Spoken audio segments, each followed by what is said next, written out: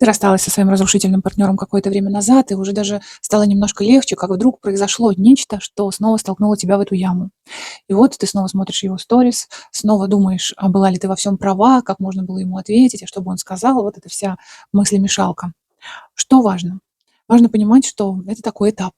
И если раньше ты все время находилась в этой яме, потом ты немножко поднималась из нее, чтобы подышать, сейчас у тебя уже наверняка было несколько недель или, может быть, даже месяцев жизни без мысли об этом человеке. А вот сейчас снова.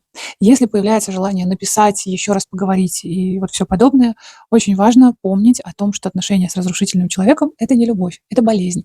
И сейчас обострение. Во время обострения мы много спим, пьем компотики и разговариваем с близкими людьми. Ну и специалистами, если вы используете.